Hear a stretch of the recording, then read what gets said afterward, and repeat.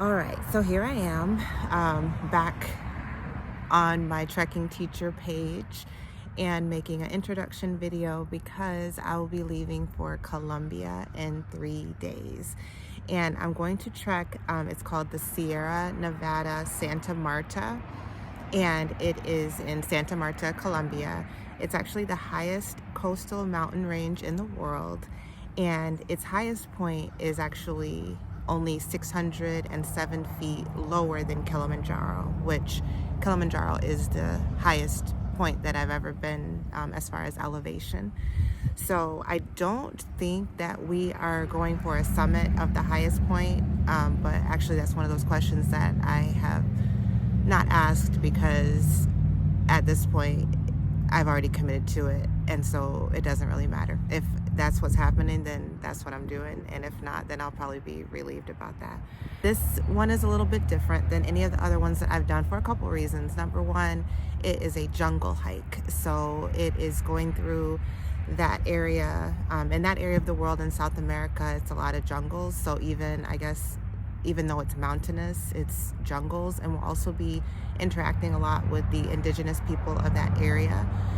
There are huts that I've seen online. I'll try to insert a picture where they look like just plain grass huts. We'll be sleeping in hammocks sometimes, on bunk beds sometimes, and we'll be exposed to different things in the jungle that I haven't been used to in the past, like snakes and spiders, and that's about as far as my mind will let me go right now, because I don't want to scare myself out of it, but it'll be different. So the opportunity to do this hike actually came about right after I finished Iceland, and I was contacted by a friend of mine that I went to high school with, named Justin Jones Fosu, and we went to high school together in Grand Rapids, Michigan. We graduated from Creston High School, class of '99, and actually I haven't seen Justin since high school. So when I heard from him, it was funny because he was planning a trip to Kilimanjaro, and he saw on social media that I had just got done with Kilimanjaro. So he reached out to me right after Iceland, and I was sick as a dog after Iceland, by the way, because I got COVID, and I had COVID like the last couple of days of climbing, and I didn't even know it. But I was not feeling doing another hike at that point. So I took some time to think about it. I took some time to talk to Marcus about it, which Marcus's reaction blew me away because he was very encouraging. And I think most people who know Marcus wouldn't be surprised, but he still surprises me after 25 years of being together, how supportive that he can be. And he's more concerned about, like, is this a good opportunity for you? Will you be safe? And is it something that you want to do? And to be honest with myself, I did want to do another hike. It wasn't at a great time because in December is during the school year. I usually climb in the summer, but also my principal was very supportive. And so things fell into place. So the climbing group that he's with, I believe he's in an outdoor Afro group in North Carolina. So it was going to be people from that group and his wife that were doing this one. And Outdoor Afro is, from my research, their mission is leading the way for inclusion in recreation, nature, and conservation while dispelling stereotypes about people of color in nature, which actually aligns very well with my goals as well. So I think once I get back, I'll probably look into my local Outdoor Afro group and see if there are people that are climbing these things, and maybe I don't have to always do them by myself. I want to introduce you, actually, like, as much as I know about the people that I am climbing with, because it'll be cool, whatever. I can maybe tell our whole story and not just mine. So Justin, I had him kind of send me like their bios and stuff. So he's the CEO of a consulting company called Work Meaningful, and I think that's his company that he created. And they focus on inclusion in the workplace. He does a lot of what, to me, because I've seen a lot of videos of him, it looks like motivational speaking kind of. It's probably like corporate training type of motivational speaking. If I'm wrong, then I'll make sure that he corrects it. But he's also, I've seen him do a TED Talk. He's written 2 books, one of which has won awards. So I'm like, okay, Creston class of '99. So that's cool. And then his wife, her bio She's the global sales director of Kind, which is the company that does like the Kind bars. And she is kind of new to hiking. Her very first hike was Patagonia, which I think they did like maybe a year ago, maybe 2 years ago. And if I'm not mistaken, I think that that is the hike where Justin proposed to her. So very sweet love story there. And then another group member that, sorry, that's not good. Another group member is a lady named Dante. And I don't know as much about her. I know that she's part of their group and she's done climbs with either Justin and Tanya. I don't remember. But at one point, it sounds like from our conversations, she was a mayor pro tem of in where they live in North Carolina. So very cool.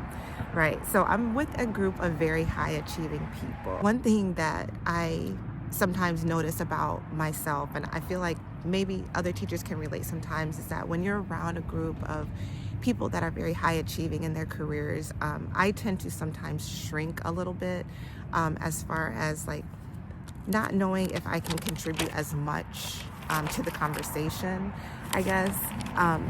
And I think that it's not even a situation where I think that my job isn't as important. I just think that sometimes other people don't see it as important as I see it as. And I feel like my achievements are more based on my students' achievements than on my own, because I kind of base my success on the number of students who come back and say that I've made a difference. And I think that every person who's super successful can point to an educator that saw that in them and kind of led them down, the right path or brought out that potential. So I feel like my achieving or my, overachieving is knowing that I was that person for some of my students, and I hope that I am. But the other thing I'm apprehensive about is that this is the first hike that I'm doing that's not porter supported, meaning that no one's going to be carrying my big 60-pound bag for me.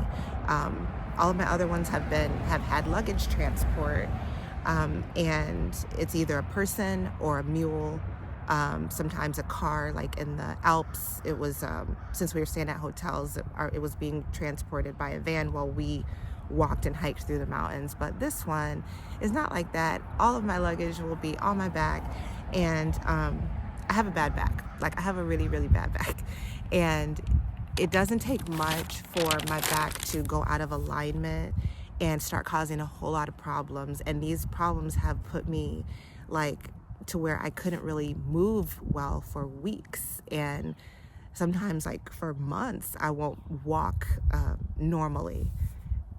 And I'm laughing because a lot of my friends would say that I don't walk normally ever, but it was because of my back problems. Actually, it's something that like I've gone to specialists and stuff about. So having that much weight on my back and climbing up or down for that long could cause an issue. It could cause a shift in my spine that can be kind of debilitating. And there's nothing I can do if I'm out there and that happens. If I'm out there and that happens, I have to keep walking. So I'm just gonna have to take a lot of pain medicine with me, I guess, and pray and hope for the best, because this is where we are.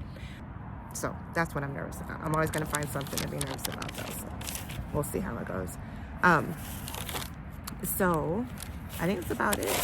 I'm hoping that you guys will follow along with me again, because it's super encouraging. But I am going to do my best to document the whole journey, being there, meeting everyone, kind of getting settled into our place where we can, be comfortable hiking together. All of that is kind of a process, and I'm hoping that it goes smoothly. I don't have any reason to think that it won't. But so yeah, here we go. Again, Columbia, December 24, and I hope y'all will come with me. I will see you out there, I guess.